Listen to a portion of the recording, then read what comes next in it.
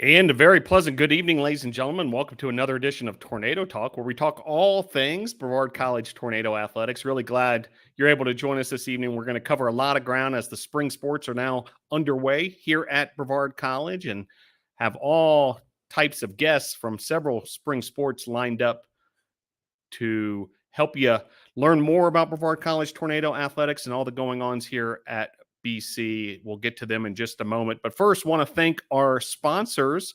Appreciate all their support of Brevard College Tornado Athletics. Arby's, BSN Sports, eGolf Ford of Brevard, Hampton Inn, Ingles, Jets Pizza, Party Sports Medicine, Pepsi, Sully Steamers, Triangle Stop, and Young Transportation.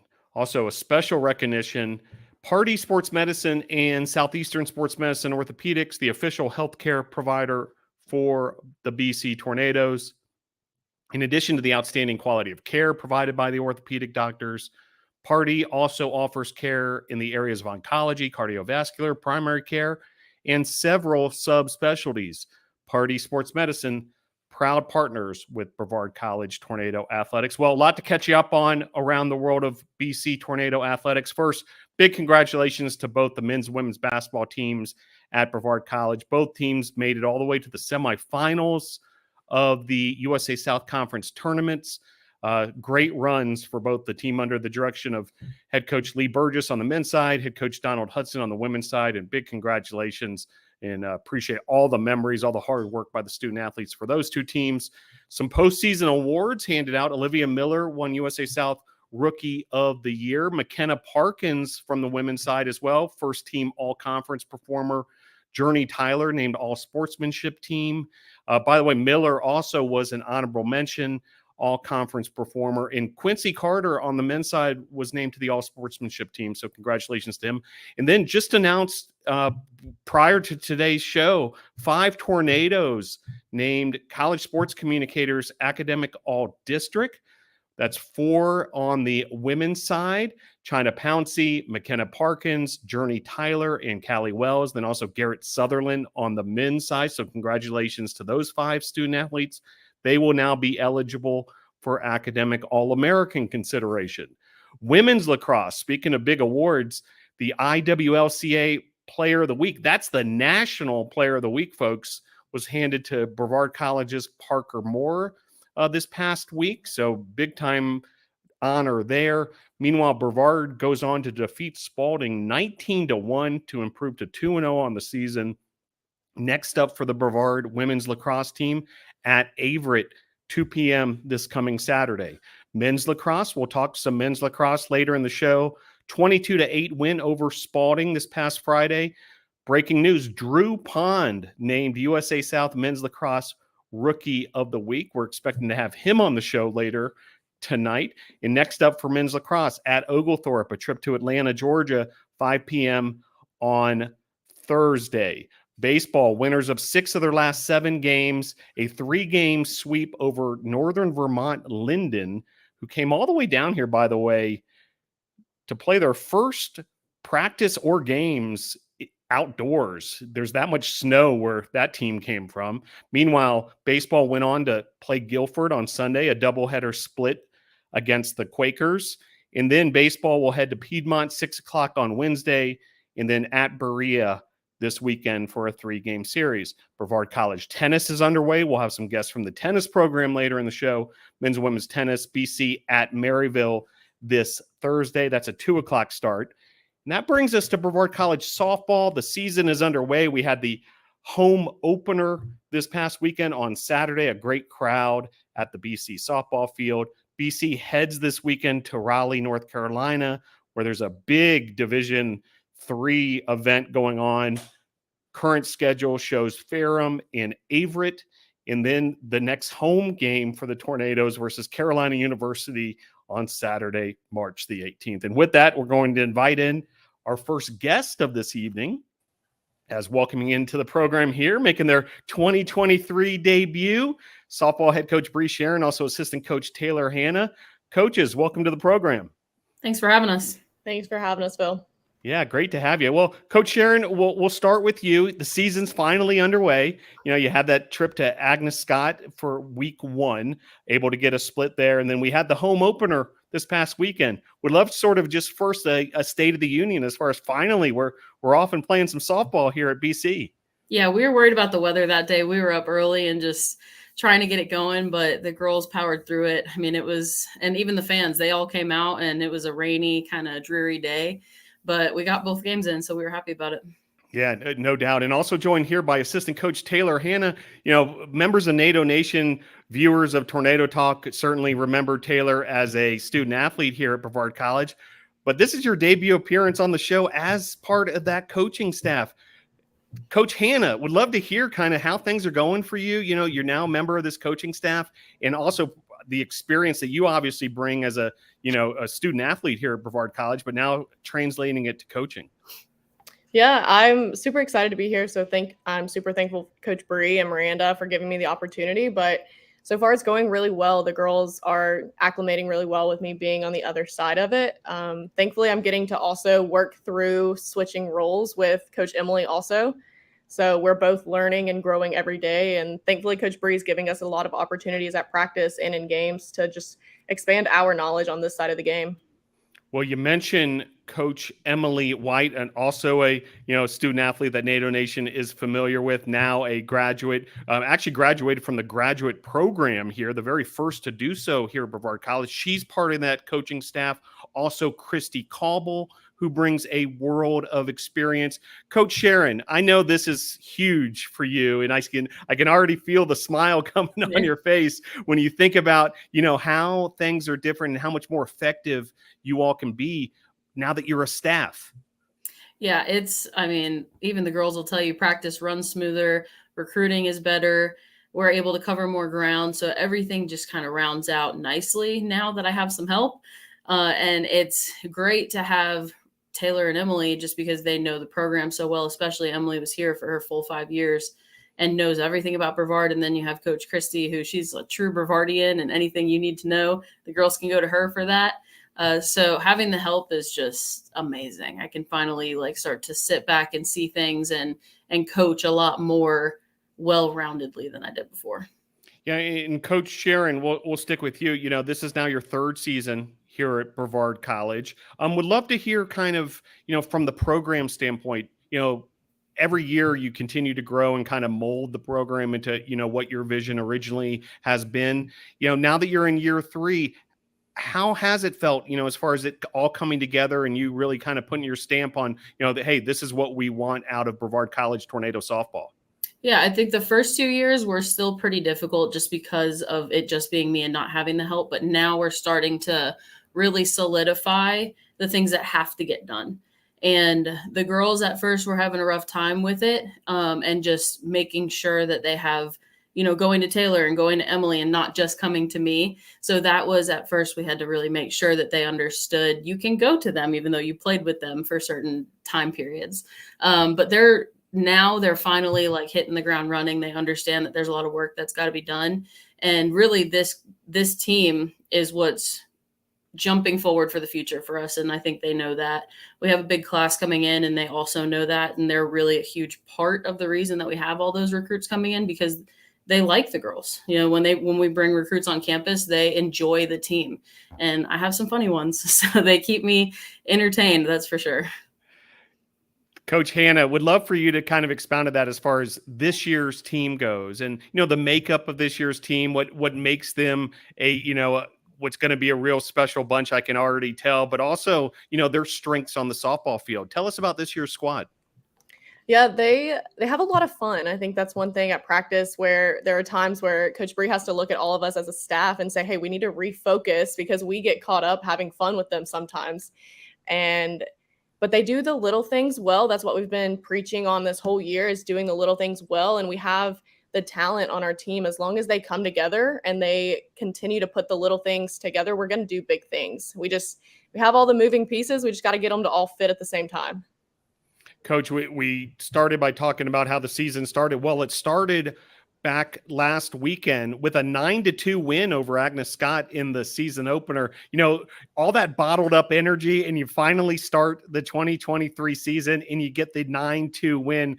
Tell us a little bit about how that game went down, and who perhaps some of the highlights were provided by. We had a huge 7th inning run there. We got 6 runs in that 7th inning, and at first you could definitely tell the jitters, and I think that kind of was the same thing this weekend. We had a big crowd there regardless of the rain and all of that, so the jitters we got to work through, and that's just natural with having a young team. But the seniors stepped up and kind of did some things, like Beth Hyatt will be on the show later, and she's a big portion of that. So is Katelynn Olive, who will be on the show later, and them being settled and calm kind of helped them grow through that. But when they came out in that 7th inning and just scored all those runs, that's when I was like, okay, my team's here. We're alive. We're well. But even in the beginning, we scored, and every time they scored, we responded, and we've talked to them about that and how detrimental that can be in games. And just when they score, we got to respond back. Even if it's not that next inning, it's got to be the following after that. So they did very well opening up against Agnes. And then hitting the road again this weekend, Coach Hannah, you head into Raleigh, North Carolina with the team. It's one of these invitationals, multiple fields at this facility and all sorts of softball going on. I know you've been a part of a bunch of these as a player, and, have experienced them throughout your softball career. But, tell us a little bit about, what the message to the team will be as far as, how to, focus and make sure you all, get a couple wins there in Raleigh. Yeah, so a big thing, like I said, is going to continue to be doing the little things. We don't have too much information on Ferrum and Averett. I think we have a couple spray charts, but other than that, we don't know too much about them. So it's going to be all about playing tornado softball and focusing on what we can control and letting the uncontrollables just go how they go and continuing to play the game that we know how to play. Because, again, we have all the working pieces. We just got to put them together, and we'll be successful. Yeah, and then following that, the next chance for folks here in Brevard to see the Tornadoes, a matchup versus Carolina University, another non-conference matchup on Saturday, March the 18th. Coach, you mentioned as far as a big crowd coming out, I was really impressed because the weather was not looking good on Saturday, not to mention, cold, damp, you had to sacrifice a little bit to be sitting out there for the doubleheader. But we had a great crowd out there at the BC softball field. Would love for you to tell our audience, perhaps those who haven't made it to the BC softball field, just how entertaining and how much, fun it can be to watch the Tornadoes play on the field right here on campus.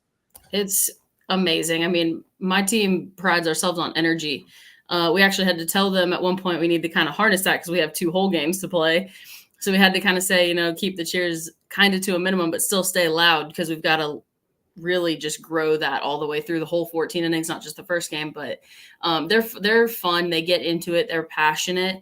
We're learning how to harness our passion for sure and make it last. But I mean, even Mitchell Yoder has done amazing video work for us and for all the teams at Brevard. And when you're looking at the game from the weekend, you can see, little things like Olivia Martinez, Michaela Morgan, Sarah Barnes. There are just a few of them that were really like in that video that you can see how hyped they get and how cool that is even in the rain. And that really does come from our supporters too, because when they're loud, we're even louder and we're in it.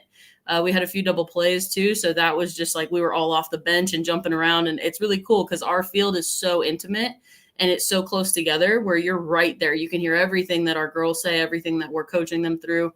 And it's right there. So that's the coolest part about our field on campus is you're in it. You kind of feel like you're on the field with them. So great stuff. Yeah. So make sure you mark your calendar, make the trip out here to the BC softball field. It will be a lot of fun on Saturday, March 18th. Coach, final one, but before we bring in your student athletes, the USA South Conference, that schedule will be around the corner as well. A new look, for so many of the teams here at Brevard College as far as who the opponents are. Tell us a little bit about the conference prospects, in you all's goals this year, long-term.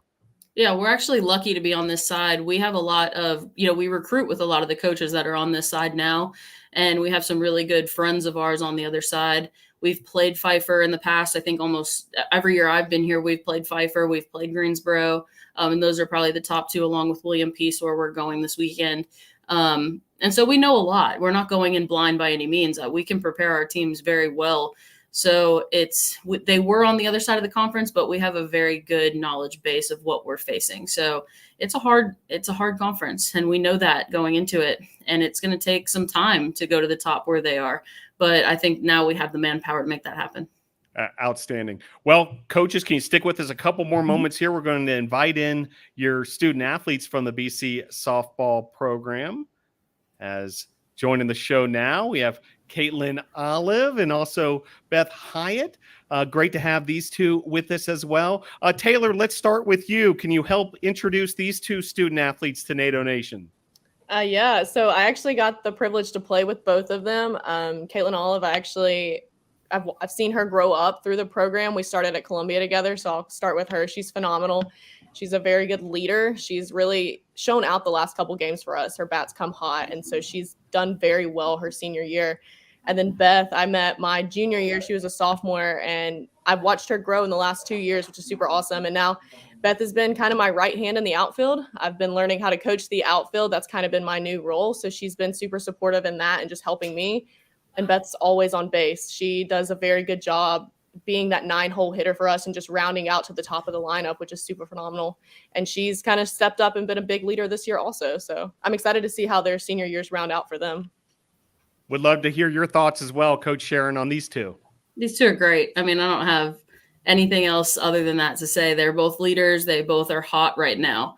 And they've proved that in the last 4 games that we've played. They've been on base. They have some RBIs under their belt. They're golden. That's why they're here. Outstanding. Well, can't wait to let NATO Nation get to know these outstanding student athletes further. Head coach Bree Shearin, assistant coach Taylor Hanna. Great to have softball season back underway. Best of luck this weekend, the trip to Raleigh, and can't wait to see you the next home games at the BC softball field. Thanks for joining the show this evening. Thanks, Phil. Thanks, Phil. See you later.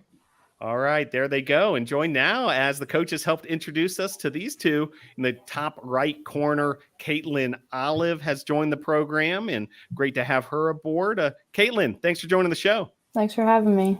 And also with us, senior outfielder from Sunset, South Carolina, Beth Hyatt. Beth, thanks for being here. Thank you for having me. Well, Beth, let's start with you. You know, the same question I started with the coaches. How does it feel to finally have the season underway? You guys have been working so hard, you know, whether it be all the way back to the fall and obviously preseason practice and that kind of thing. And then finally to have games to play, it's got to feel great, correct?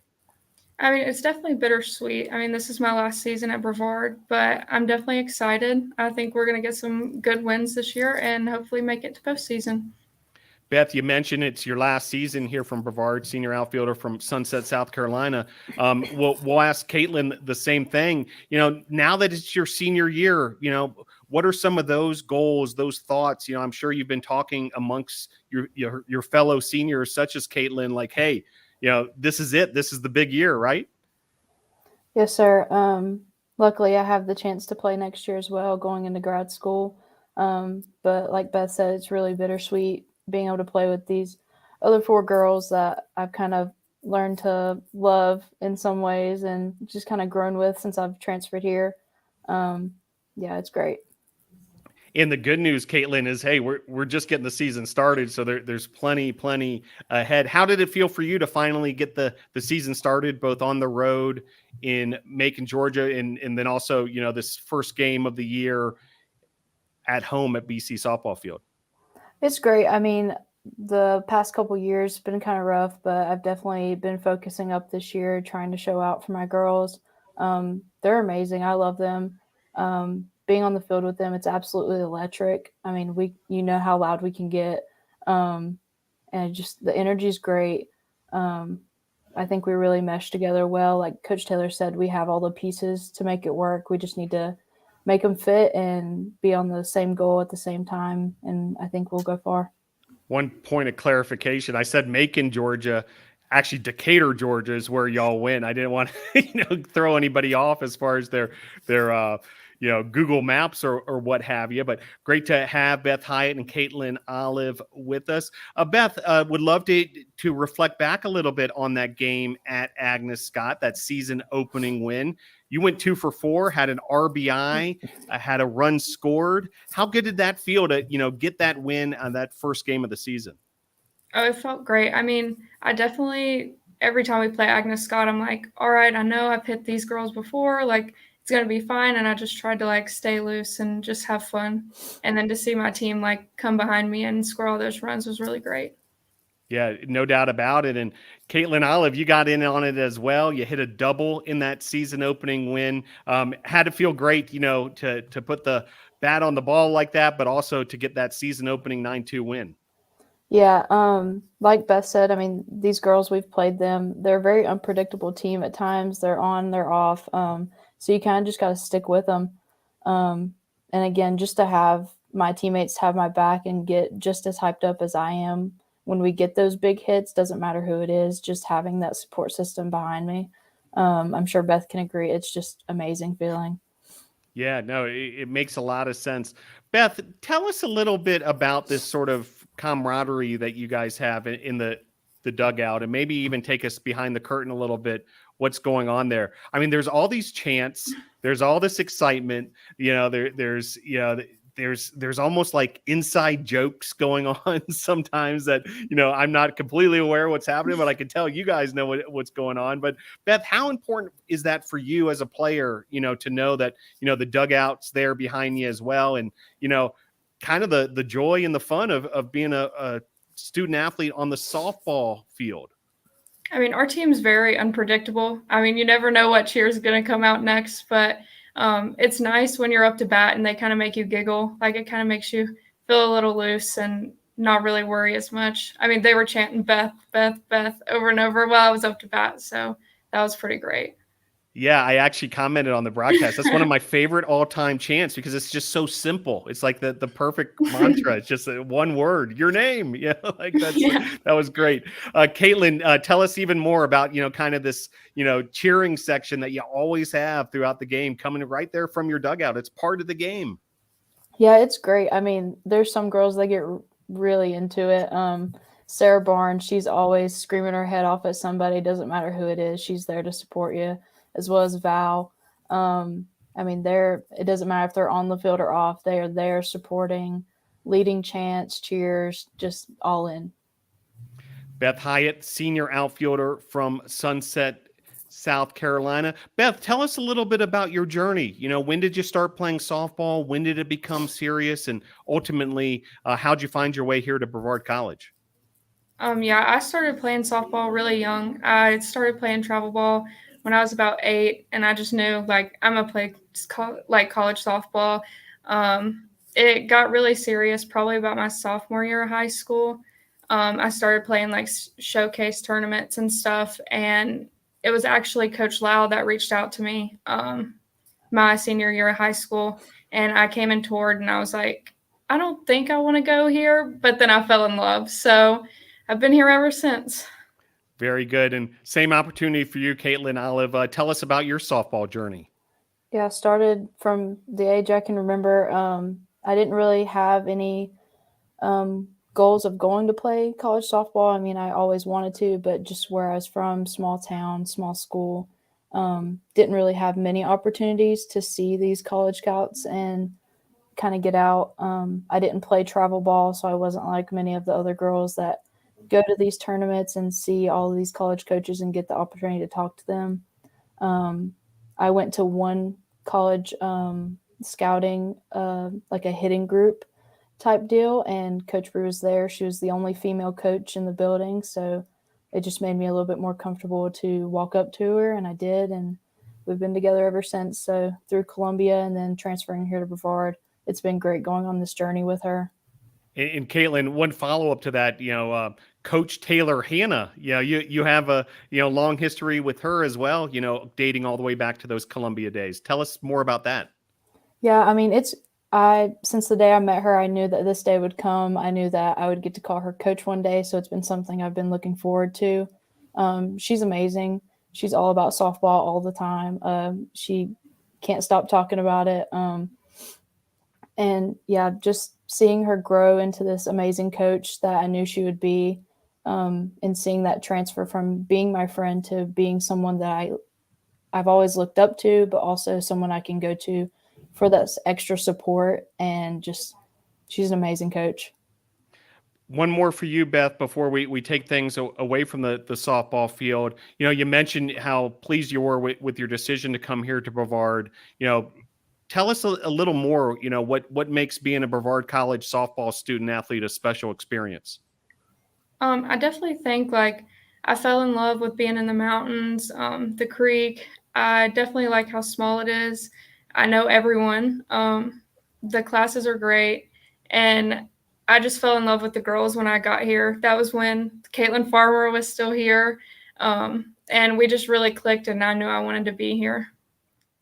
Very cool. And Beth, tell us what you're up to in the classroom. What degree are you pursuing? I am a criminal justice major, and I have a minor in psychology. So that's going pretty good right now. Outstanding. And same question for you, Katelynn Olive. Tell us what you're up to in the classroom. I'm also a criminal justice major, and after I graduate my undergrad program, I'll be continuing on into the emergency management program and playing a 5th year here next year. So outstanding. I'm glad we're able to kind of break this news publicly here on Tornado Talk, that we'll have Katelynn Olive back as a graduate student here. A couple outstanding graduate programs here at Brevard College. If you haven't had the chance, make sure you check those out at brevard.edu. Katelynn Olive and Beth Hyatt with us from the BC softball program. Well, ladies, you guys know how it's done here at Tornado Talk. Before we let you go, do want to give you each the opportunity for any shout outs or thank yous, anyone who maybe helped you along the way or might be tuning into this program. The floor is yours. We'll start with Katelynn Olive. Yeah, I just want to thank my parents and my grandparents and all the coaches that have helped me through the years to get to where I am today. So very good. Same opportunity for you, Beth. Yeah, I just want to thank my parents, my Nana, and as well all my coaches that helped me get here. Well done. Well, it's been great to have you both on the show this evening, Katelynn Olive and Beth Hyatt. It's been equally great to get this BC softball season underway. It was a lot of fun to be out there this past Saturday. A great crowd. We're looking forward to plenty more of those throughout the spring. And best of luck this weekend with the trip to Raleigh, where you'll play a couple games this weekend before coming back here to Brevard. Katelynn Olive, Beth Hyatt, thanks for joining the program. Thanks for having us. Thank you. All right, there they go. We're going to quickly switch gears from the softball field to the tennis courts, as we're going to bring in now head men's and women's tennis coach Brad Jones. Coach Jones, thanks for joining the program. Yeah, Phil, thanks for having me. Yeah, great to have you, Coach. And, kind of the theme this evening is we're finally underway with a number of these seasons with the spring sports. And Coach, you all are off and running as well. Season opening wins over Johnson and Wales, then, some matches this past week also. Tell us a little bit about how the start of the season has gone for you all and just, how gratifying it is to finally be off and running this year. Yeah, I mean, we had a pretty good match with Johnson and Wales.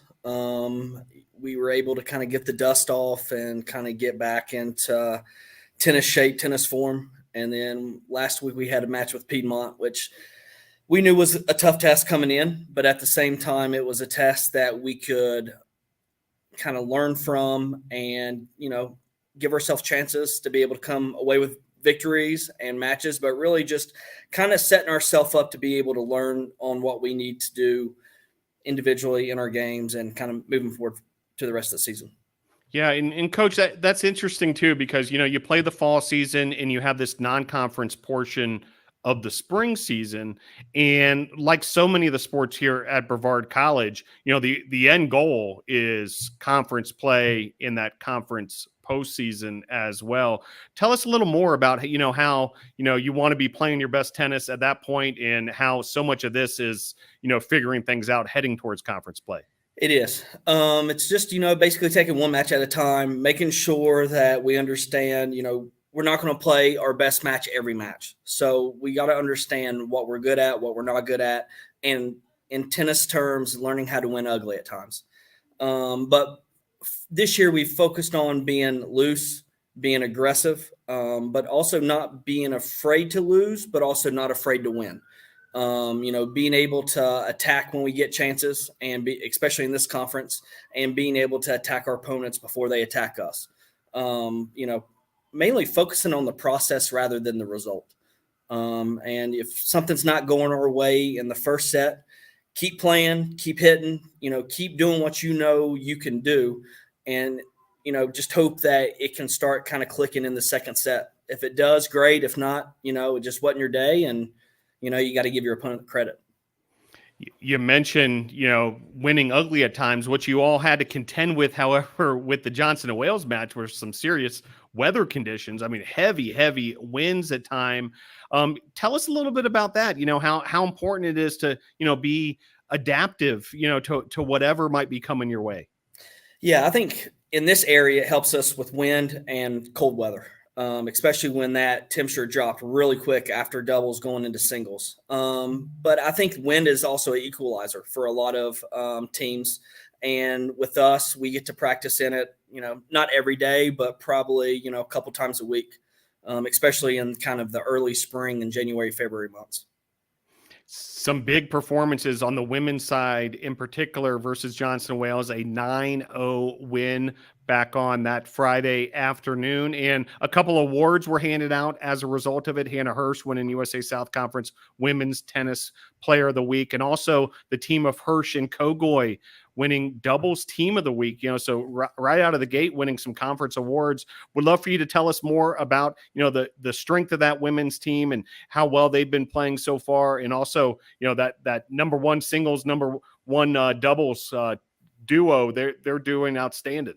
Yeah. Obviously, being one singles and one doubles, they're our top two. Allie's our number two singles players. So, Hannah Hirsch puts in the work, does a lot of in the off season, during the season to improve her game. So does Allie Kagoy.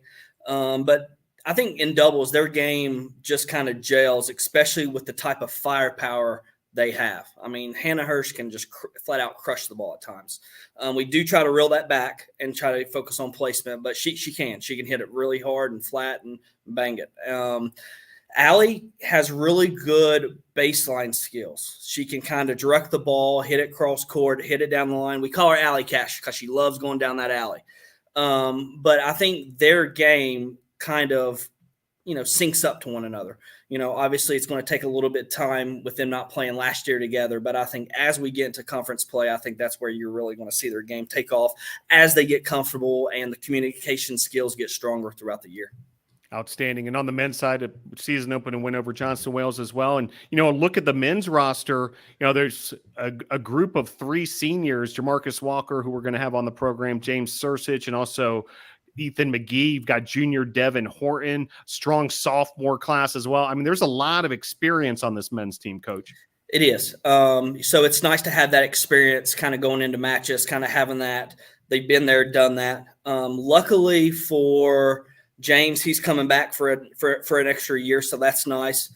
Ethan may be back for a semester or another year, depending on how things go. But no, I think having those three on the team really helps. Even I think our program's a lot older in general since I've been here, since the previous year. So it's nice to have that maturity level on both teams and being able to kind of get them to understand. It may not go your way every time in matches, but if you can kind of trust the process, not be solely focused on the results, things can kind of swing your way on the positive end. Next home match for the Tornadoes, Sunday, March the 19th at 12 p.m., taking on NC Wesleyan at the McCoy Tennis Complex. Coach, we've talked to NATO Nation before, but there's certainly viewers who've never been out to a BC tennis match and, seen perhaps even college tennis in action. Tell us, a little bit about, just sort of the atmosphere and also, the, enjoyment of coming out there and seeing these college student athletes take on, their opponent in tennis. It depends on what generation is asking me that question. Kind of when I was younger, dating back, it was more of a gentleman's game and a ladies' game where, even taking pictures at a match was kind of thought down upon just because it made noise. Now a college match, it's noisy, it's rowdy. I think like our first match last year, I think we measured on one of the kids' watch on the scale of being real loud or whatever they can monitor on your watch or iPhone. So it's a lot louder. It's a lot rowdier. And I think it is, like I said before, it started with Division I tennis, and it's just trickled down through the ranks of D2, NAIA, and Division III. And it gets rowdy, and you got to have some thick skin, because if it's going against you and it's a certain team or certain group that's the way they play, you got to be ready. You got to have tunnel vision. Outstanding. And right there, next home match, Sunday, March the 19th, 12 noon, BC taking on NC Wesleyan in the McCoy Tennis Complex. And speaking of the McCoy Tennis Complex, some major enhancements to the interior of the clubhouse and the locker room space there at the McCoy Tennis Complex. I know we're going to have a couple of the student athletes, including Brooke Garland, who was a big part of that, on in just a moment here. But Coach, would love to hear your thoughts as far as, just that work that was done by the student athletes, how blessed we are to have the McCoy Tennis Complex, but also, these most recent enhancements have really rounded out the facility. Yeah, I think every year I've tried to do something to kind of enhance the facility. And this year it was the tennis building. And it finally, just everything that's, it's just a little outdated and just needed a little TLC, really. So, we got together and we kind of, okay, how do we want to enhance this place where, I want kids to be able to go, just another place on campus and to kind of bond and hang out. So, I had a picture in my mind of what I wanted. And then, some of the kids, especially Brooke, really kind of played that part in bringing everything together. But the biggest thing kind of with the team bonding was we had everybody come in and help paint. And then from there, we kind of took over kind of what we wanted and really just kind of the touch-ups and everything like that. And along with the locker rooms as well. Outstanding. And it really provides an excellent spot for, the players themselves to really recuperate, use it as a place where they can kind of relax, maybe even get their, mindset before a match. That goes a long way, from the competition standpoint as well, right, Coach? It does. Especially on whenever we play Johnson & Wales on that windy day, allowed our kids to kind of get out of the cold weather, go inside, kind of, get warm, heat up, eat, since we know our parents loves to bring snacks and bagels and all that stuff. So it does. It adds just another layer to, like you said, to our facility. Outstanding. Well, Coach, can you stick with us a couple moments longer? We're going to invite in a couple of your student athletes here to the program. Absolutely.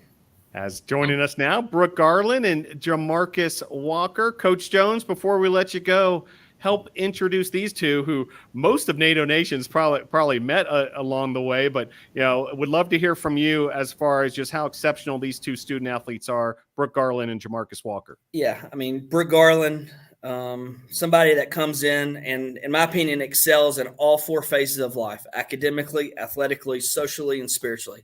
And somebody that I think has brought an element to our program on and off the court.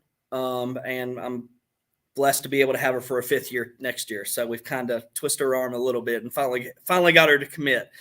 JaMarcus, obviously, Mr. BC, Mr. Homecoming King, puts in a lot of work. Obviously, what he does for the athletic department, you and Joseph and stuff. And I think somebody that I've seen really work it in his favor to be able to excel in life after Brevard. And whatever he wants to do in sports, I think it's in reach. By everything that he's basically put in with the athletic department and really networking, to be honest with you. Yeah, I concur with your sentiments with both these student athletes, Coach Jones. Coach, best of luck as you move forward in this 2023 season. We can't wait to see you back out there at McCoy Tennis Complex. And thanks for joining us this evening for Tornado Talk. Yeah, thanks, Phil. Thanks for having me.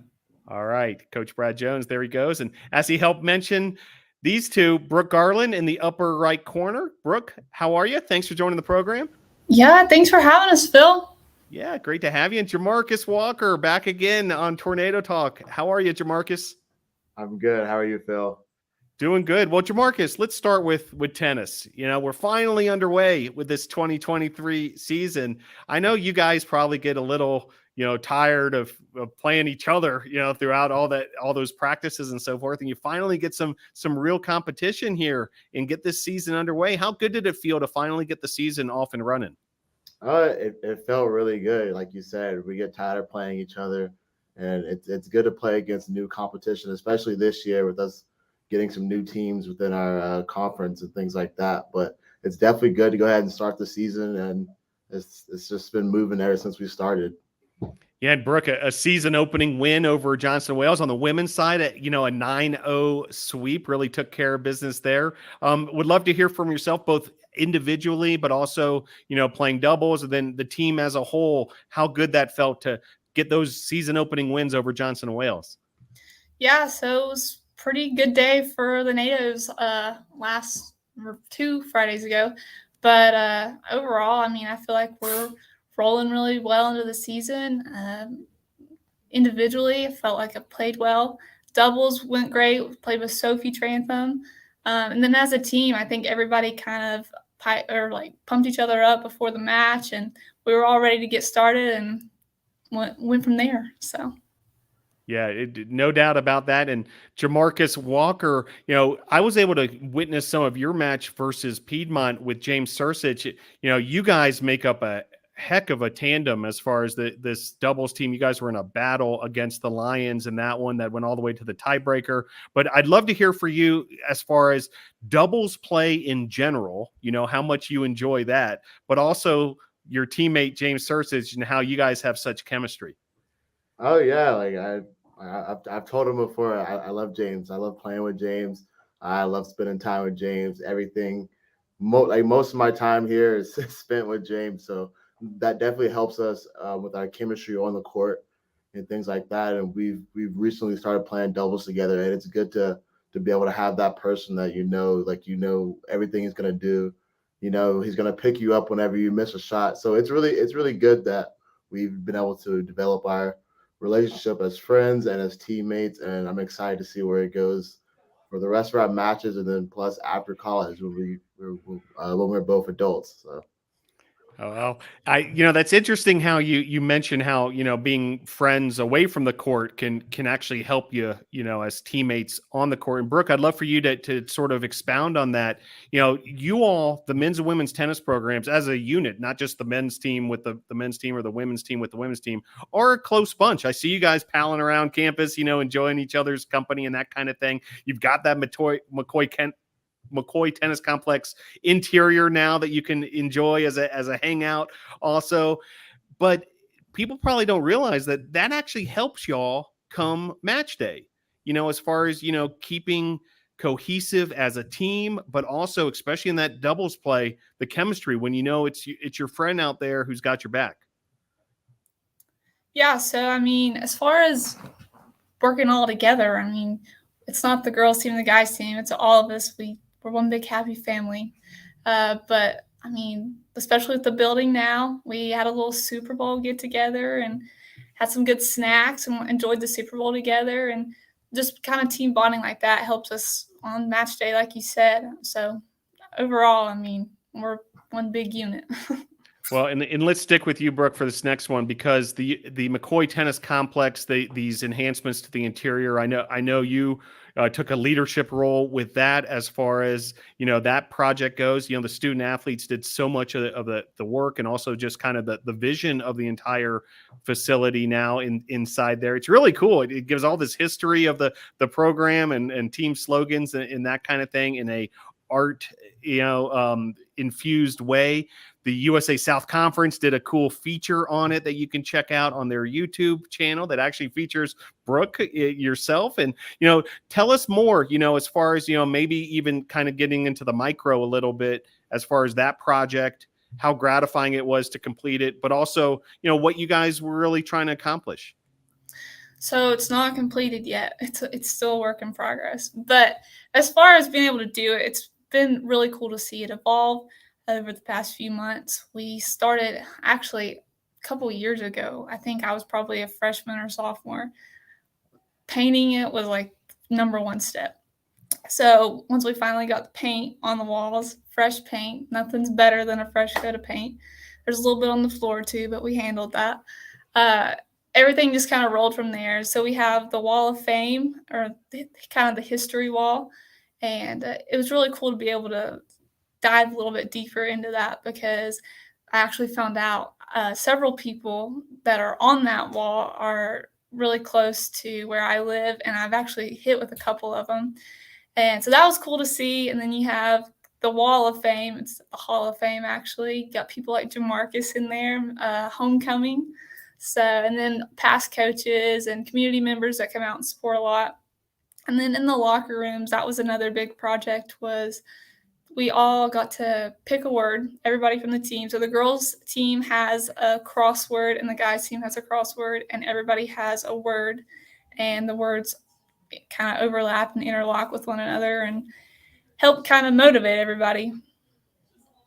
Very cool. Well, I encourage folks to check out that USA South Conference YouTube feature. You can really get an inside look at the project. Well, we happen to not only be with 2 student athletes on the tennis program here, but we're also hanging out with the president and vice president of the Student Athlete Advisory Committee. JaMarcus Walker is in that president role. Brooke is the vice president of SAC. JaMarcus, we'll start with you. Tell us about, SAC. For those who don't know what the heck we're talking about, what SAC is, first of all, but also, what you all have been trying to accomplish as a group, and, how important, that committee, that group is to support all the student athletes here at Brevard College. Yeah, so essentially SAC, it is a platform that student athletes are able to express their opinions and just express changes they want on their campus. And then we've also been able to just make an impact on the conference levels as well. So like one thing I would say is most important about SAC is the voice that it gives student athletes. So any issue or team problems that come up, we can handle it as a unit, or anything that a student wants to see more of, or anything they want to do as far as donation, things like that, we're able to do it. One thing that we're currently doing right now is Pennies for a Purpose, which is our big conference initiative right now. So anyone out there that wants to donate money, we'll be donating it to the Boys and Girls Club at the end of the semester this year. So we're doing a number of things to raise money for that, so we can win and be the best SAC in the conference. So yeah, like, if you want to donate, just donate at every home athletic event, or just come by the athletic suite here at Brevard College, or just reach out to us on our Instagram page, and we'll definitely meet up, and we'll thank you. Very good. Pennies for a Purpose happening now across the USA South Conference. And, earlier this academic year, cans across the conference as well that BC did very well at. Brooke, tell us a little more about these projects and how, it's kind of interesting to me that it's student athletes, and you're using sort of the competitive juices to motivate everybody to do well in these community service projects, because you're competing against your fellow foes in the USA South Conference. Yeah, I always say any athlete in general, we would not be out there if we weren't competitive. So it's all in us a little bit. We just want to express it a different way. But not just me and JaMarcus, but all of SAC, and especially Cass and Sly and Katelynn, they're also part of the executive board, and they do a lot to make stuff happen. With the Pennies for a Purpose, we're doing a pie in the coaches kind of situation. So basically, whatever coach gets the most money, they win, but not really win. They lose, and they get pied in the face at Springfest. So that's one of the things that we're kind of doing to try to get everybody involved. And so far, I think it's going really well. Very cool. Yeah, well said. And I do want to make mention the secretary of the executive board, Katelynn Murphy from volleyball, marketing coordinator Sly White from men's basketball, and Cassidy Hutto, community engagement is the area that she oversees. Well, before we let the two of you go, and we can't wait to see you again at the McCoy Tennis Complex for more tennis action. As is tradition here on Tornado Talk, want to give you each the opportunity for any shout outs, thank yous, any final messages you may want to pass along. JaMarcus, we'll start with you. Shout outs? I just want to shout out my family that's watching. I know I texted some of them, and I've seen a couple of them pop up saying messages. Also, my teammates, want to thank them as well. And then I just want to thank the Brevard community that helps out all the student athletes here. And like I said earlier, I'm encouraging you to donate for Pennies for a Purpose. Well said. JaMarcus Walker, the senior from Seneca, South Carolina. Brooke Garland, same opportunity for you. Phil, the list goes on and on. First off, my family, they're always there. They're at just about every match they can be. Coaches, Coach Jones, Jimmy, and Coach back at home, Coach Harold Shepard. The Brevard community also, they'll come out and support, watch matches. Kind of helps give the family vibe, small town vibe a little bit. And then honestly, just teammates and all of Brevard, because we've had a lot of people so far come out for matches this year.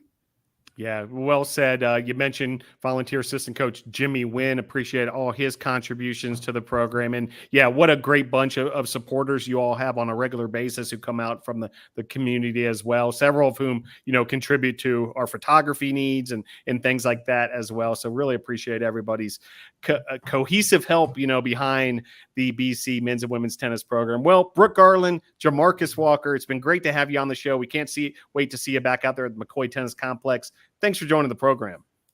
Thanks, Phil. Thank you.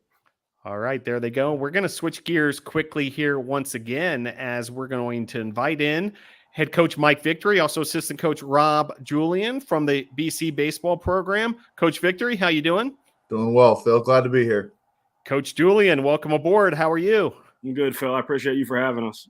Yeah, absolutely. Well, what a run we've had at Gilcone Field, 7 straight home games, very busy these last few days there at Gilcone Field. And, all in all, a success, 6-1 at Gilcone Field, taking 6 of the 7 games in this early homestand.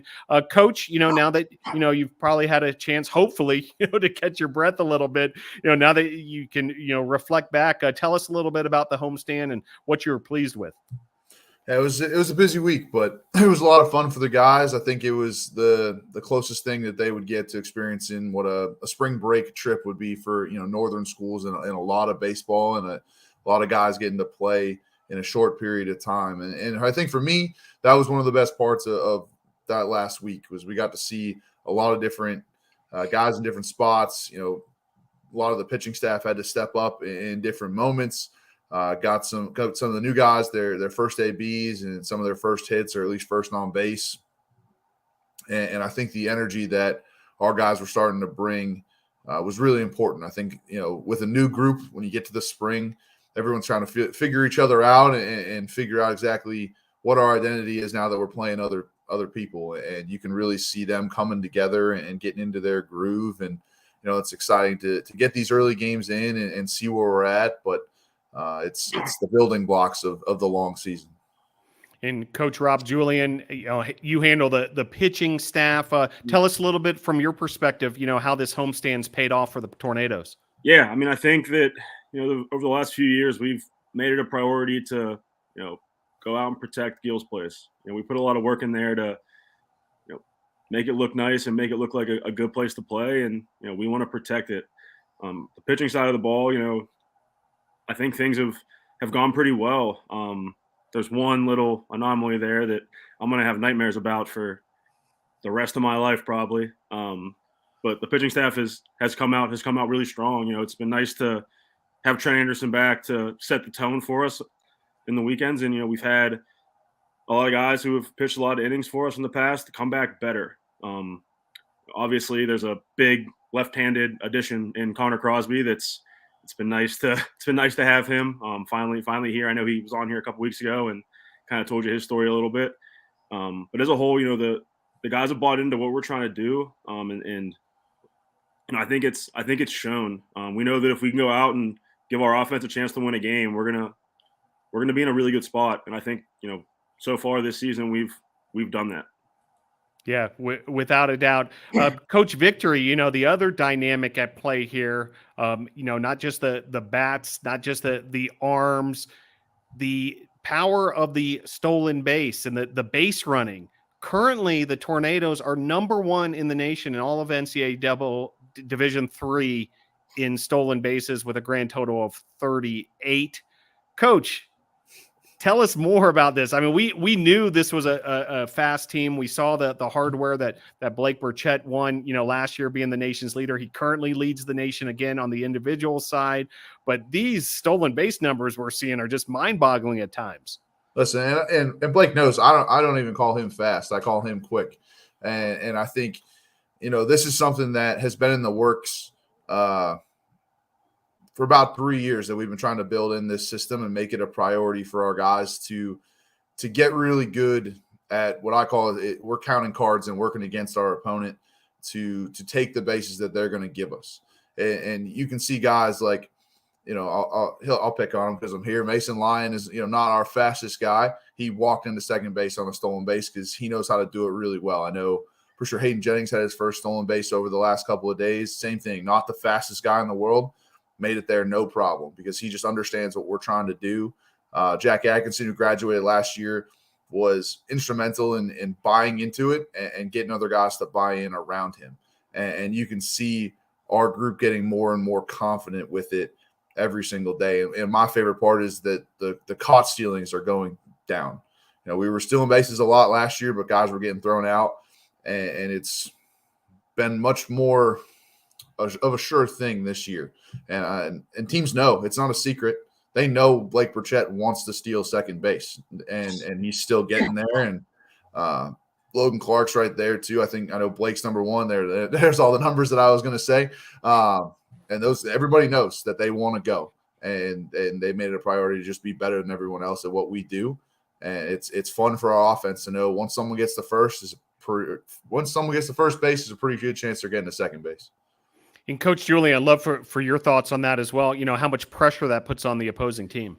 Yeah, I mean, it's kind of what we're trying to do. We want to create chaos and make them make plays and make them make mistakes. When you look at our lineup, we have a lot of guys that can do it, right? So, Blake's going to set a tone and he's going to get to first base. And like Coach said, we're over there kind of counting cards a little bit. Everybody knows that Blake Burchett wants to steal second. It's no secret. You look at our team, you watch one game, you know that he wants to go. As the first base coach over there, I'm talking to him and we're kind of getting a plan of when's a good time to run, when's a good time to go. And it comes down to that chess match a little bit of, do you want to throw breaking balls and let Blake Burchett get to second base? Or do you want to throw Luke Morton, Logan Clark, Kale Ayler, Frankie Vasquez, Lucas Granata, the list goes on. You want to throw them fastballs? And, I think we're pretty good at hitting fastballs. So, you take your pick, and I think I like our guys better than their guys. That's kind of what it comes down to. Yeah, well said. Next up, a trip to Piedmont this week, 6 p.m. on Wednesday. A program that the Tornadoes are certainly very, very familiar with, heading to their place in Georgia.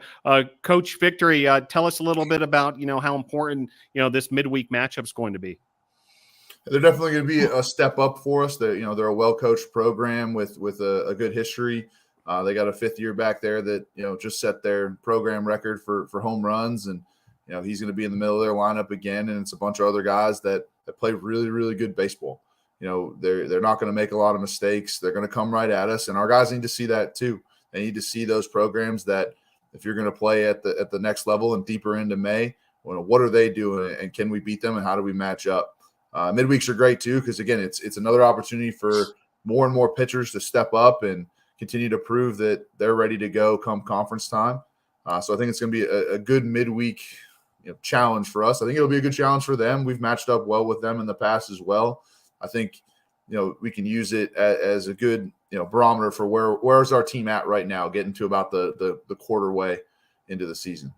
Yeah, and then another opponent who the Tornadoes are familiar with, Berea, this weekend, a 3-game series on Saturday and Sunday. Coach Julian, would love your thoughts, sort of just this stage of the season, these sorts of road trips and how important they are for the Tornadoes. Yeah, they're like Coach mentioned, Piedmont's going to be a good test. We're pretty familiar with them. They're pretty familiar with us. I mean, they just went out west and took 2 out of 3 from Cal Lutheran, who won the World Series a couple years ago. We know that they're going to be good. And like he mentioned, it's going to be a good test to see, where we're at. Obviously Berea, again, another team that we're familiar with.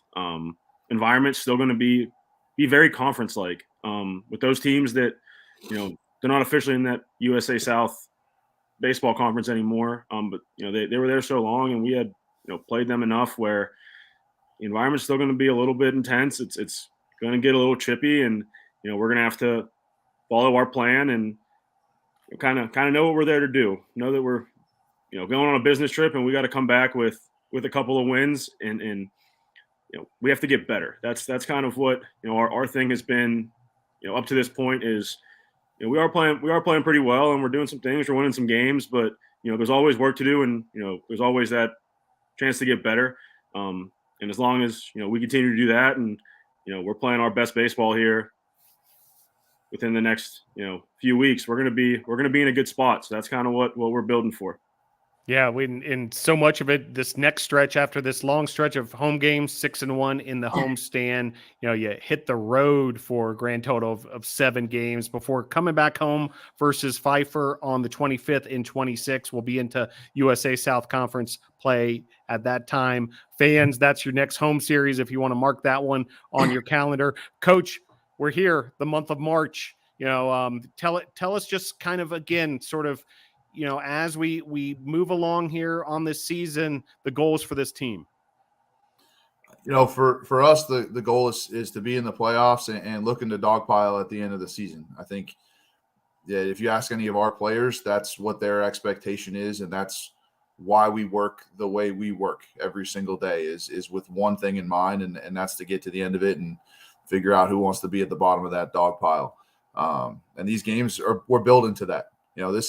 There's 2 chunks of the season. There's this non-conference time where we get to try some things, and then there's conference time where it's go, 9-inning games every single weekend, and we got to be ready for that. And like you said, we're starting off on the road, getting one more good road trip in this weekend to, figure out how do I play coming off a bus? How do I play, after coming out of the hotel room, and are we going to be ready to do all those little things that we need to do to be in the playoffs, try to host a playoff series, and then eventually win a conference championship. And, I know our guys want to be at home for that if we can do it. It was fun to be home for this stretch and have it be loud. And, our guys were talking about how nice it was to see professors walking down to the games, even when we were playing in a midweek. And, it's just that excitement that builds when you're at home because, your people are there watching you and you want to play so well in front of them. Yeah, and so far playing well at Gill's Place once again. And Coach Rob, Julian, you mentioned it, protecting Gill's Place and, that home field advantage. There was some Gill's Place magic at that second game against Guilford, big comeback at the end there. Before we bring in the student athletes, Coach Julian, we'll wrap up with you. Gill's Place, this special atmosphere for the fans, and also just, how much it means to the student athletes to have those fans behind them, but then also, to put on a show. Yeah. I mean, it's been fun. It's always fun to play at home, but it's even more fun to play at home when the environment is the way it's been. All of those games have kind of been electric. We've had big crowds. We've had some intensity. The drum line was there. It's been a good time. We've had obviously some various people out to throw first pitches with NATO and with Dr. Josh Wilkie. Even things like having I know people have talked about it before, having Mitchell Yoder there to do the videos. I know everyone's kind of said it, but I mean the stuff that kid can do with a camera is unbelievable. I mean he's gonna make a ton of money. It's crazy. It's unbelievable, honestly. And I saw him in the dugout the other day, and I told him that you're doing a great job. Keep doing your thing. It's awesome. Even small things like Brady Penn doing the play-by-play on the YouTube videos. They're doing a great job, and it's just been a lot of fun to play at Gill's Place and to build it up to a place that we're proud of, that we're proud to play at and proud to protect. And I think the guys feel that way as well.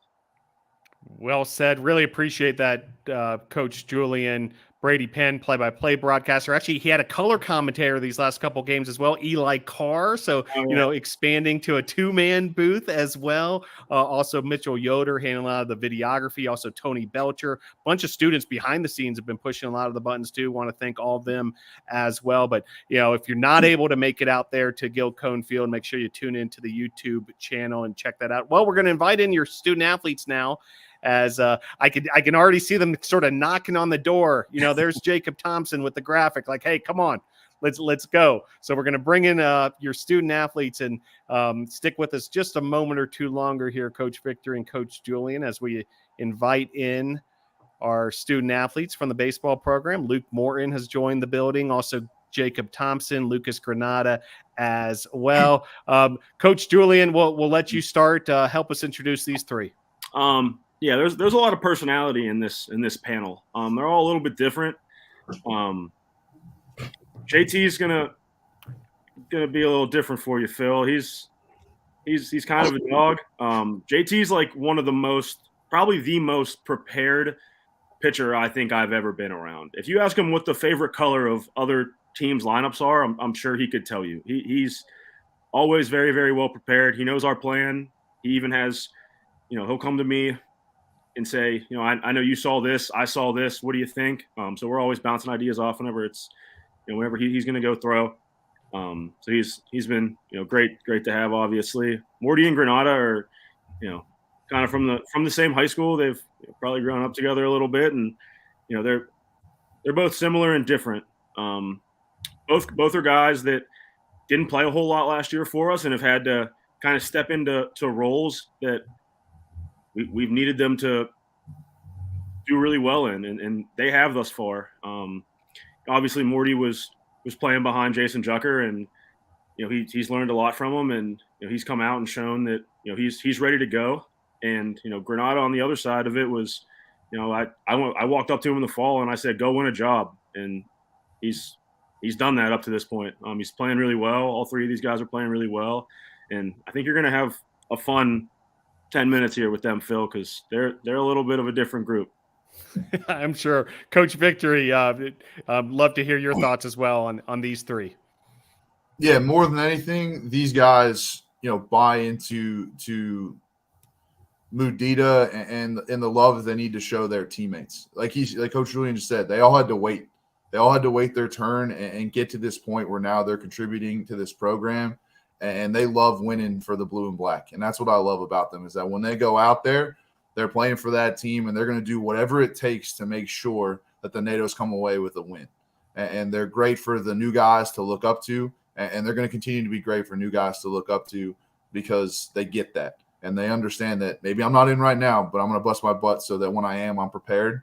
And no one's going to punk me, and no one's going to take my job if I get that chance. Well said. Coach Mike Victory, Coach Rob Julian from the BC baseball team. It's been great to get this baseball season underway. Really enjoyed all the games these past week or so. Best of luck on the road coming up, and can't wait to see you soon at Gil's Place.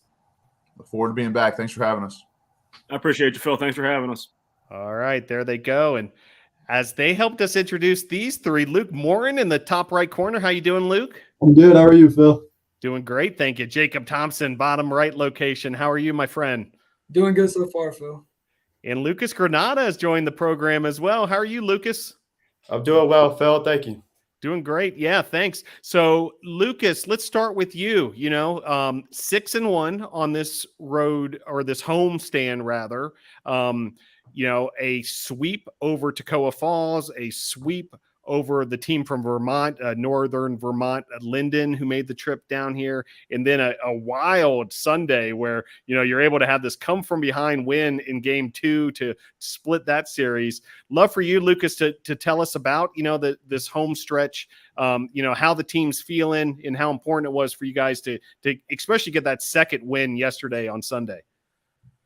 Right. So going into this weekend, I feel like we had a good opportunity to win, and we needed to put all the eggs in one basket together as a team to come out successful. And I feel like we did that both pitching wise and offensively. for the Northern Vermont games, and then going into the Guilford series. Uh, that was a good series between them. They could hit the ball, and they were ready for us. That's for sure. Yeah, a wild affair for sure, but 6-1 at Gilcone Field. And, sort of the theme of this show after talking to the coaches, Jacob, is, Gill's Place, protecting Gill's Place, and, how, well the Tornadoes play at home. You had that start in game 1 of the doubleheader against Northern Vermont Linden, and able to, get that win. Jacob, tell us, more as far as, playing at home, and, how, that helps you guys to have that crowd behind you, but also, the familiarity of Gilcone Field. Right. Well, obviously there's a certain aspect that comes to, playing at home. You're much more comfortable. You got your fans there. You don't want to lose in front of your guys. But I mean, most importantly, if you came out of Gill's Place last year and you came out this year, you can see a big difference in the way our field looks, the way it's been managed, taken care of. I feel like our guys have really bought into taking pride on the field that we play on. I know us as a pitching staff, spend a lot of time up on the mound, making sure that it's right how we want it to be in between each and every game. We did a lot getting new clay and that kind of thing. So I think we really done a lot to make Gill's Place a pretty field and a great place to come and watch a baseball game. Yeah, no doubt. And would love to get your thoughts on the same subject, Luke Morton, as far as, that Gilcone Field magic that you guys are able to get going. Well, I don't think there's anything better than playing at home. And as Jacob was saying, we redid the whole infield. We got the pitching mound looking good. No more Gill hops, so that's always a good thing. Yeah. Yeah, well said, and that's some pretty inside stuff that only you guys as players would know. Well, Luke Morton, sophomore infielder from Wake Forest, North Carolina. Tell us a little bit about your journey, Luke. Coming from down the road at Wake Forest, and then making your way here to Brevard College. Tell us about your baseball journey. Well, I played at Heritage High School, Lucas. We went over there. We won a conference championship for the first time in school history. And then we both committed here. And then last year, as Coach said earlier, I set the bench behind Juck. So I got the time to learn, figure out what college baseball is like, learn from it. And no doubt about it. Jacob Thompson with us as well, the sophomore righty from Gray, Georgia. Same question for you, Jacob. Tell us about, your baseball journey. When did you start playing? Ultimately, how'd you find Brevard College? Right. Well, I've been playing ball pretty much my whole life since I can remember. I've had a ball in my hand, at a field, always something. Shout out my dad. He always made sure I was at the field doing what I was supposed to be doing. And even though I didn't like what he had to say sometimes, he always kept me on the right path throughout the course of my playing career. But played at a pretty big high school in Georgia. Had a lot of really fond memories there. Really learned how to kind of come into myself as a player. And actually a guy that was third baseman a couple years ahead of me, Brandon Johnson, he came here and played for a year, and that's kind of how I got introduced to the place. And so when the coaches reached out, I was ecstatic to come take a visit, see what it was like, and here I am. Awesome stuff. We're thrilled to have you here, Jacob Thompson, and also with us, Lucas Granata, sophomore outfield from Wake Forest, North Carolina. Luke mentioned how you guys were high school teammates and have known each other a long time and so forth, but would love to hear from your perspective, how the journey's been for you. Yeah, so I started playing baseball when at a young age, probably around 5 or 6 years old. Probably shifted gears to some other sports, seeing which fit, which didn't, and I guess baseball just fitted. So yeah, I've been playing that ever since I've been 6 or 7 years old, and then it got pretty serious my sophomore, junior year with recruiting wise, and I had a couple schools looking at me, and I feel like Brevard was the best fit for me, baseball-wise and school-wise. And, yeah, like you said, Wake Forest isn't too far of a drive, but it's definitely not right in the backyard. It's probably like a 5-hour drive from here back home. So, yeah. Yeah, dude, great to have you as well. Lucas Granata. And Lucas Granata, by the way, I mean, he has put up some big numbers so far in this 2023 season. You can see him right there.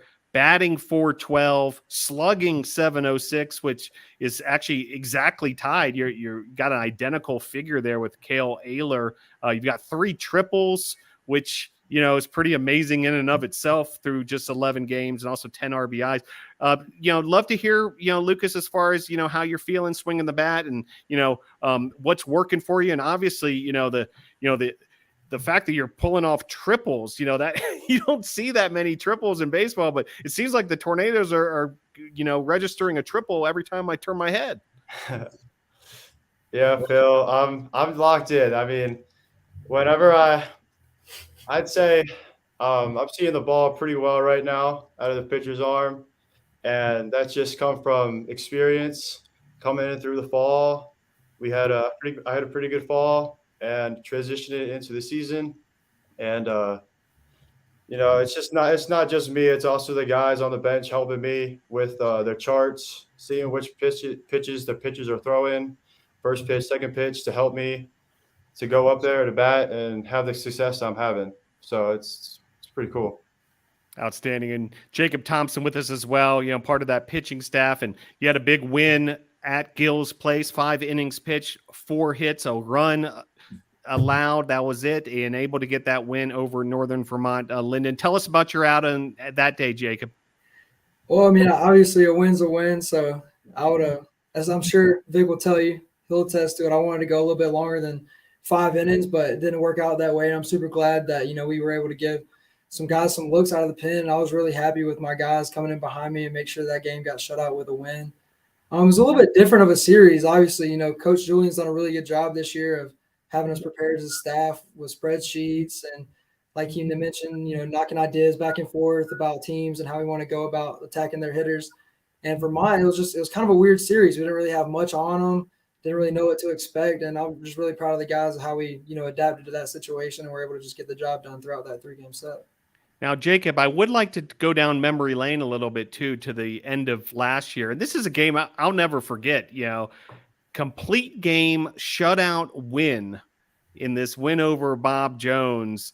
Your first career start, and you get the complete game 9-inning shutout back on April 28th. 2022.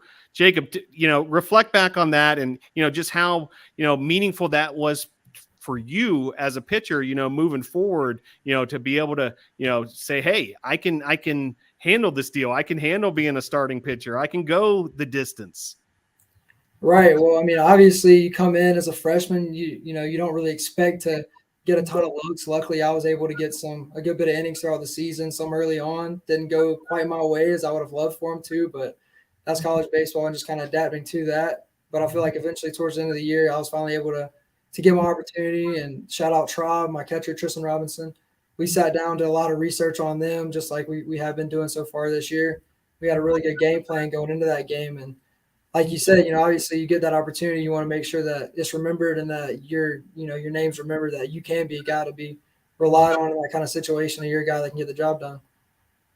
Luke Morton with us as well. And you look at his numbers so far, and awfully impressive. Also 429, leading the team in hitting, also leading the team in base on balls with 8. He's got a couple doubles, 3 doubles to be exact, and 7 stolen bases through 11 games. Hey, we talked to, your coaches, number 1 in the nation in stolen bases at the moment. But Luke, would love to hear from your perspective, as far as your game, in being able to offensively make things happen, whether it's drawing a walk, making things happen on the base pass, and obviously using the bat as well. I just try to play with a lot of confidence. The more confidence I have, the better I'm going to do. When the pitches come in, see it, hit it. Just keep it as simple as possible. Have the confidence to go out there and know I'm going to do it, and just continue to do it. All right, guys. Well, we're just about out of time on this Tornado Talk program this evening before we're going to shift to another spring sport, but do want to give you each the opportunity to give any shout outs, thank yous, thoughts, feelings. I'm going to give you each an opportunity here, and we'll start with Luke Morton. Shout outs or thank yous? I also like to shout out my family for sacrificing everything I have for me to get me to this position. Very good. Nice, concise, and well said there by Luke Morton, the sophomore infielder from Wake Forest, North Carolina. Jacob Thompson, you're up next. Shout out my family. They're honestly my biggest supporters. They always show up, show out. Even though we're 4 hours away, they do everything they can do to be here every time we're at home. It's something special. I just shout out my family. Obviously, shout out all my friends back home for keeping up with me while I'm here, that kind of thing. Shout out the bullpen bandits, and shout out all my position players. I love y'all boys. Shout out my team. Wait, one quick follow-up, Jacob. Tell me about the bullpen bandits. Oh man, I can't give you too much information. We might be selling ourselves a little short there, but we definitely show up loud. We show up proud, and if the bullpen is not in the dugout, you will know the bullpen is not in the dugout. I'll leave it at that. Well said. Also here with Lucas Granata. Lucas, sophomore outfielder from Wake Forest, North Carolina. Shout outs or thank yous? Yeah, I'd like to shout out my parents. They've been there for me whenever I needed it the most. Shout out to my brother who's been pushing me a little bit here in the last couple of years up until I got here. Shout out to the outfield squad, little dogs out. They be working, always working. So, yeah. Shout out to my coaches and teachers to get me to where I am right now. Well done, gentlemen. Well, Lucas Granata, Luke Morton, and Jacob Thompson from the BC baseball team. It's been a lot of fun getting the season going this year so far. Best of luck on the road trips coming up this week. Can't wait to see you back at Gill's Place. Appreciate it, Phil. Thank you for having us. Thanks, Phil. All right, there they go. So we're going to switch gears once again, and we're going to invite in head men's lacrosse coach, JD LeMay, joining the program now. Coach LeMay, thanks for being here. Phil, thanks for having me. Yeah, it's great to have you, Coach. It's great to have this men's lacrosse season underway. And, reflecting back on it, a 2-1 start for the men's lacrosse team, a 7-3 win at Randolph to get things started, dropped a game at Ferrum, but then a big 22-8 victory in the home opener this past Friday night. Coach, would love to hear your thoughts as far as 3 games into the season and how things are going so far. I mean, I think things are going great. I mean, obviously we'd like the one back at Ferrum. Things didn't fall our way, but we keep moving forward. We bounced back against Spalding Friday night, and we showed up and showed people what we can do. Now it's just continue that and get ready for Thursday. I mean, Thursday we have a challenging opponent in Oglethorpe, so that's going to be the real test for us to start this year and see how the rest of the season is going to go. Yeah, it's a compelling start to the season, and certainly, a lot to be excited about. This big 22-8 win under the lights at Islamel Family Field. We've been talking, throughout this program as far as home field advantages and how they're in abundance here at Brevard College, regardless of the sport. It seems like, but you guys really took care of business at home. How big was that for the team? It's huge. I mean, home opener.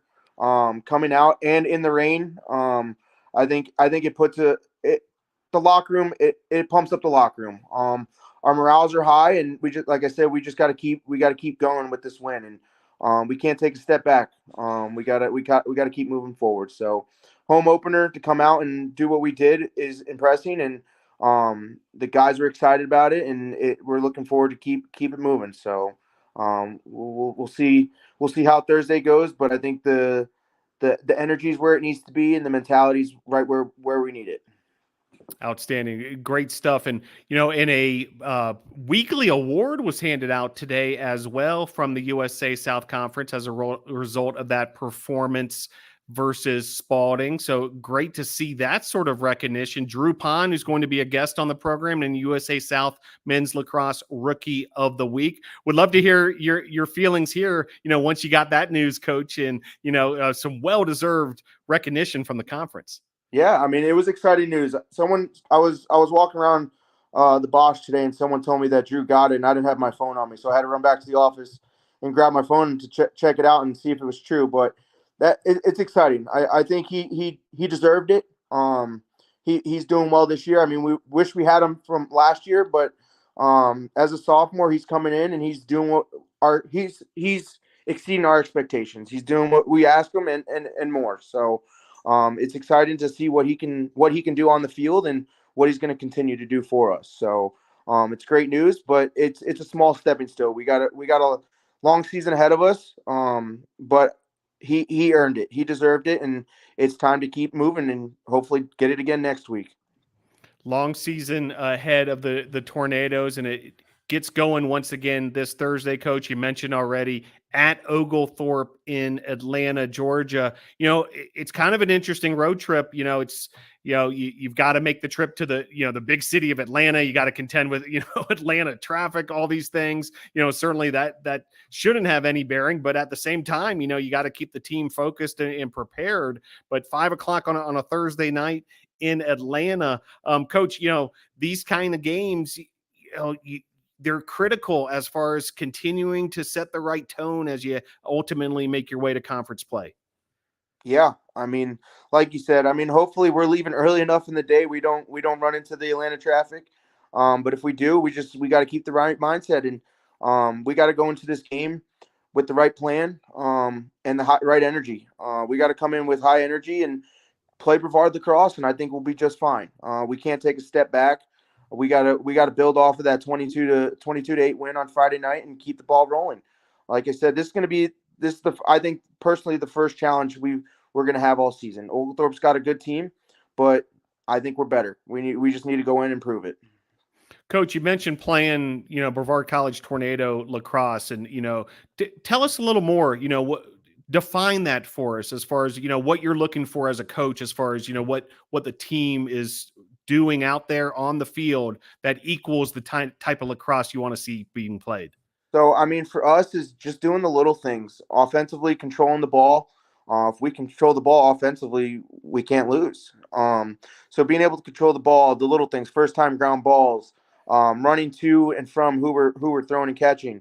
But for us, it's the little things and we preach it every day at practice. Do the little things, and we'll be successful. When we start doing things that, or do our job. If you're doing somebody else's job, then you're going to screw up, and things are going to fall out of place. So go into the game, do the little things, do our job, and we'll be just fine. And the biggest one offensively is maintain possession of the ball. And then defensively, hey, let's get the ball back to our offense. And let them hold on to the ball, and if they keep scoring like they did Friday night, we'll be just fine. Yeah, makes a lot of sense, Coach. And we indeed saw that on Friday night, a 22-8 victory for the Tornadoes over Spalding in the home opener. Following that trip to Oglethorpe this week, 3 straight home games for the Tornadoes. Tuesday, March the 7th. This is during spring break for the student body here at Brevard College. A afternoon game, 2:00 versus Guilford, and the same opportunity on Friday the 10th versus Husson, who makes the trip down from Maine at 1:00 on Friday the 10th. And then Monday the 13th, there's a game as well at 3:00. Coach, for those who might not have had the chance to get to a men's lacrosse team, a game here at Islamel Family Field, help me sell it a little bit, why it's worth their while to come on out here, see these student athletes do what they do. Just the game alone, the high pace, the high intensity, the contact. You got a mixture of so many different sports thrown into one, and just the energy in the stands. This year we have moved our bench to the far sideline, but you could still feel and hear the fans from the far sideline. So the energy and just the high contact and the speed of the game is exciting. You may not understand it right away, but just sitting down and watching it for a little bit, you'll pick it up real quick. And then, like I said, just the excitement with how fast the game goes, it's fun to watch. And, I've had the pleasure of getting to know several of your student athletes, both, watching them play lacrosse, also helping us out, with our press box operations and in that sort of thing. But would love from your perspective, when you think of your group as a whole, it's a group, with both, veterans and newcomers, but, a lot of personality in the squad, but also guys who just, know how to take care of business. But would love to hear from you as far as, just sort of the personality of this year's team, what these guys are really made of character-wise. So personality, we're still relatively a young program. We have 2 seniors on the team on a 30-man roster, so pretty young. But the mentality and the behind the players is we all have the same goal. We know that we can compete. We know that we can win. So we all go into the game with that same mindset: is, hey, I'm the best on this field, and that's how it's going to be, and that's how we need to finish. And I think that's every guy knows that. It's, hey, we're very talented. We can make some noise this year, not only in our conference but in the Division III. So let's go out and do it. Last one for you, Coach, before we bring in a couple of your student athletes. You're in your second season now at Brevard College, and starting to I'm sure really figure out the lay of the land here and that kind of thing. Now that you've been here for a little while, and perhaps there's a future prospective student athlete perhaps checking out the program. Tell us a little bit about Brevard College, Brevard, North Carolina, the experience of playing men's lacrosse here, and why it's such a good choice for so many of these student athletes. I mean, right off the bat, just the location of Brevard is in a beautiful area. I've come out of New York, like I said in the past, I went to Missouri where there was nothing out there. Now being in the woods, it's beautiful. I mean, the mountains, just the scenic backdrop to our field is amazing. So just first off, location, and then just the family atmosphere we got on the team is. I mean, we push each other each and every day to be the best. So if you want to be pushed, I mean, it's a good place to be pushed while also having a chance to get on the field to compete.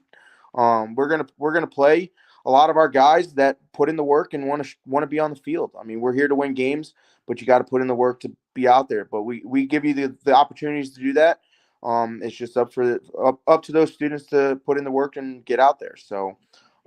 But we love everybody we bring onto campus. You're part of the family as soon as you step on, and you gotta earn your starting job. But being here at Brevard, it's the welcoming arms, not only just from lacrosse, but everybody on campus, from other sports, other coaches, and teachers and professors. So I think the homey atmosphere here at Brevard is very welcoming.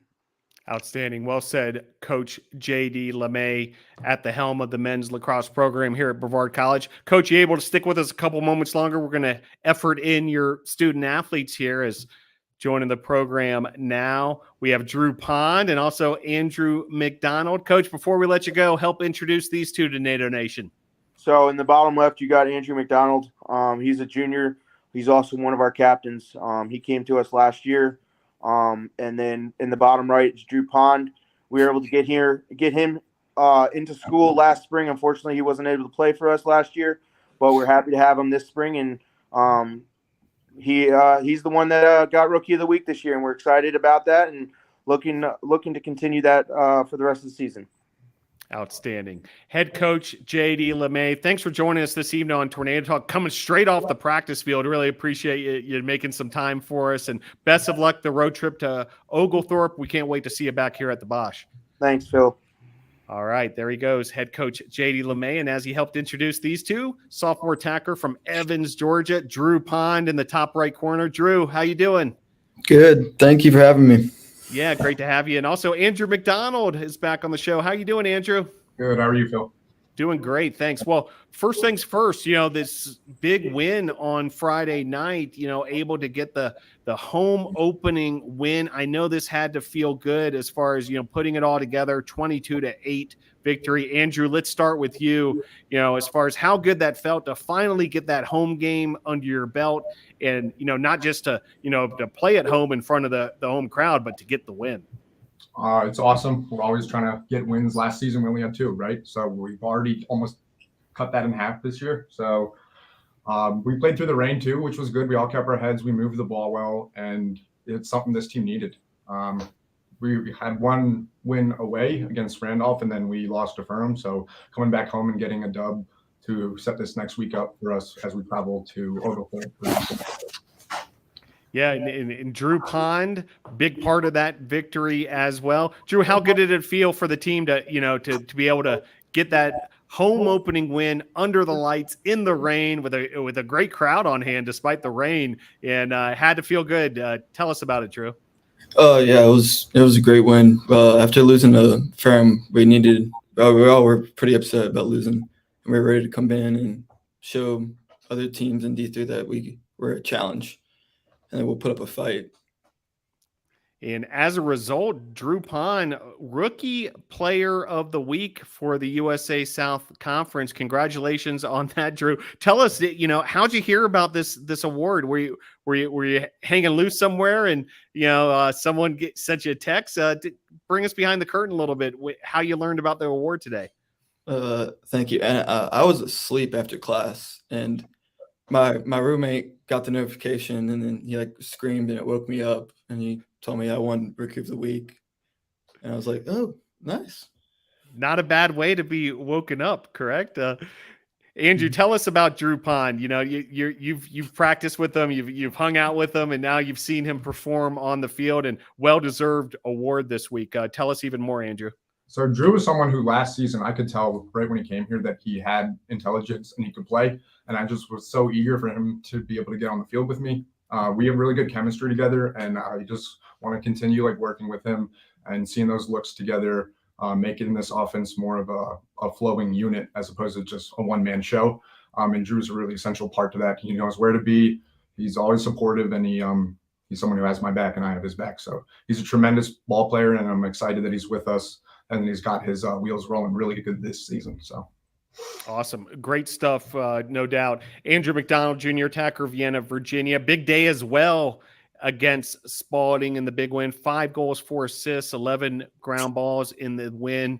Big day for you, Andrew. Tell us individually how you felt out there on Friday night, and really those spurts where the Tornadoes seemed to be clicking offensively. What was really the key there? I think just knowing that everyone has talent on this team, and that not to just Spalding, but that's a team where we can exercise our abilities to really test, how we're going to work in other games. And so everyone got their chance to get shots off and move the ball around.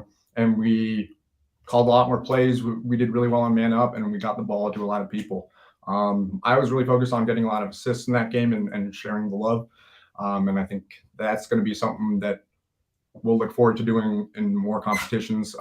Having high assists on the attack unit is really important because most of the time we're going to be locked off by their best defenders. And so being able to draw defenders and then dish it to our middies or other attackmen who are free is something that we'll be working on. And that was a little different because Spalding played a zone. So that was a little bit more probing and finding the open man. But going into Oglethorpe, they play a man. So we will try and get those attack guys working and moving the ball and getting assists. I'm going to take Drew on this next follow-up because you just struck a nerve there. Man-to-man versus zone. When you guys are on offense, Drew Pond, tell us the difference, as far as, the attack goes and, the adjustments you guys might have to make. Take us a little bit into the X's and O's and educate us here. So man, they just kind of sit in their little zones, and to get them off, you got to pull the ball from one zone into the other zone. So they have to switch you off. And usually when you do that, you can find somebody will be cutting, or we have a backside, 3 offensive guys versus 2 defensive guys. So zones easy if you know how to, we have a 1-4-1 that we've practiced just for playing against Spalding to make us move and get ball open to people that were open. And then so when they play man, it's just we try to get our midfielders or attack a shorty, because shorties are easier to dodge on than somebody has a 6-foot pole. So getting our shorties the ball and finding the matchups and letting them go is something we've been doing pretty well these past 3 games. Good stuff. Great to, talk some serious lacrosse with Drew Pond and Andrew McDonald. Andrew, we talked to your coach quite a bit about it. Up next, a trip to Atlanta, Georgia to take on a formidable opponent in Oglethorpe. What's going to be the key, this week versus Oglethorpe, Thursday, 5:00 in Atlanta, Georgia? I watched the film from last season in preparation for this, and they have a tremendous goalie. And so the focus is just going to be getting shots on him and changing levels because, he's a stud in there. And last year, I think we only put 4 in on him. So let's try and double that, get to 8, and then play lockdown D. Our D is always really good. And so if they can have our backs in this game and we can hold up our end of the deal, I think we'll change that storyline from last year to this year. Drew, looking forward to getting back after it, I'd imagine, at Oglethorpe. Tell us your feelings heading into this one. Well, our offense coming off that 22-8 win is fire, and then we're ready to get out there and pepper the goalie with some shots and get them moving and put the ball in the back of the net. Very good. Before we let you guys go, I do want to take things into the classroom. Andrew, tell us what you're up to in the classroom academically. Have you chosen a major? What are you working on? Yeah, so I came to Brevard specifically for the Wilderness Leadership and Experiential Ed program. I had originally been a marketing student, and that just wasn't me. I'm much more outgoing. I think that there's a lot to offer here at Brevard with the Wilderness Leadership program. I just went out to REI today to get a bunch of stuff for my climbing class that's starting on Wednesday. It's awesome. I always alluded to, I didn't know, like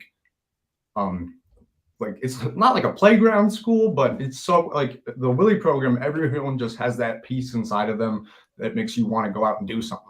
And that's why I came here, and I love it. And then being able to play lacrosse in the background is tremendous for me. It keeps me active, keeps me fit.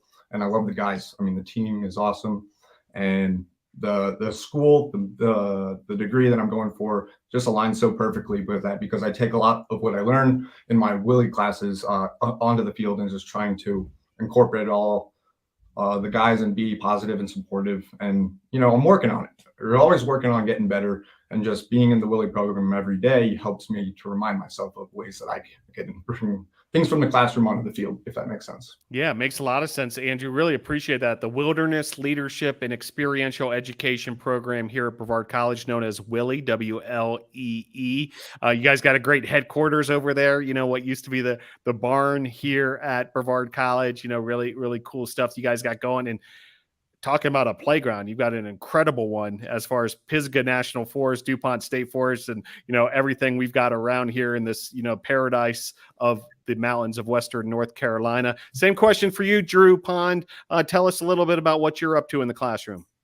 So I came in not really knowing what degree I wanted to go into, and then I started taking business classes, and I like the professors and my advisor. They're all very helpful, and if I need anything, I know I can email them and they'll email me back, and I can go meet with them.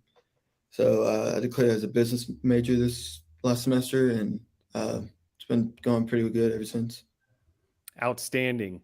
Well, as is tradition here, I'm sure you guys are well aware, we give each student athlete the opportunity for any shout outs or thank yous, anyone you want to, either give a little hat tip to, or, just want to thank them for their help along the way. Drew, we'll start with you. Shout outs? Yeah, definitely my family. They show up to every home game, most away games. Even last year when I wasn't playing, they still came to a couple home games just to support the team. And then my roommate's family, the Petersons, getting us food after games, and getting all the parents together on the same page so we got food. And so mainly them. Very good. Same opportunity for you, Andrew. Yeah, my parents, they've actually been to, I think, every game this season, and we're from Northern Virginia, so it's like 8-hour drives, 5-hour drives. And last week they came unannounced, and so they're just surprising me and making me have, extra special fans in the crowd. And then also the coaches, Coach LeMay and Coach Woodcock. They're working their first season together, so they're learning each other out. And me being a captain, I have a little bit more of a say, and so I like to talk to them and work with them, and just, we're all different. And that's something that you're learning as you grow older and older in life, is that the more willing you are to work together with someone to solve a problem than to dismiss them, or than to think that they're doing it wrong, it's not going to get you anywhere. So I think Coach LeMay and Coach Woodcock are awesome guys in the sense that they're very receptive to feedback, and we're trying to become a better program. And I think we're headed that way. And so those two are heading it, and we're following close and suit behind. Outstanding. Well, it was a blast to see you guys back in action on Friday night at Islamel Family Field. Congrats on that big home opening win, a 2-1 start here for the 2023 season. Best of luck at Oglethorpe this week. Congrats again, Drew Pine, for winning the Men's Lacrosse USA South Conference Rookie of the Week award. And really appreciate both of you guys joining the program after, I'm sure a lot of hard work out on the practice field. You guys fresh off the practice field, able to join us on Tornado Talk. Drew Pond, Andrew McDonald, thanks for joining the show. Thank you, Phil. Thank you. All right, there they go. And that'll wrap up another edition of Tornado Talk. It was a loaded potato of a show. We had head softball coach Bree Shearin, assistant coach Taylor Hanna, softball student athletes Beth, Hyatt, Katelynn, Olive joined the show as well. From tennis, Coach Brad Jones, JaMarcus Walker, and Brooke Garland. From baseball, head coach Mike Victory, assistant coach Rob Julian. Baseball student athletes Lucas Granata, Luke Morton, Jacob Thompson joined the program. Then we capped off the program with head men's lacrosse coach JD LeMay, as well as Andrew McDonald and Drew Pond. Want to appreciate all those who tuned in, and also thank those who helped us behind the scenes. Roya Tomasabi pushing all the buttons, our producer, as well as assist from Emily Denega and Cassidy Hutto. Appreciate all their help as well. And thank you, NATO Nation, for your continued support of Brevard College Tornado Athletics. There's all sorts of action coming up. Just go to bctornadoes.com or follow the Tornadoes on social media, and we'll be there with you every step of the way. One final note, a housekeeping note: we will not be on the air for Tornado Talk next Monday night. It's spring break here at Brevard College, so student athletes and students and professors, the college taking the spring break. So we'll take it with them. We'll see you the following Monday in March, but really appreciate you continuing to follow along with all of us here at Brevard College Tornado Athletics. For all of us here at the Tornadoes, go Tornadoes.